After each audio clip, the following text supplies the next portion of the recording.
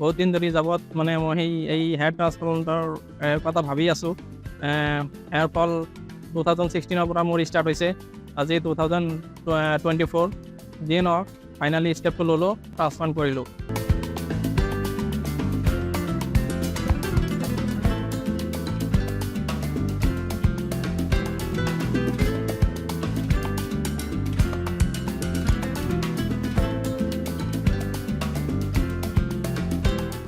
$4,900 graft প্ৰয়োজন হৈছিলে আৰু মই বহুতকেইটা হেৰিক ভিজিট কৰিছিলোঁ, কিন্তু ইমান ভাল পোৱা নাছিলোঁ আগতে।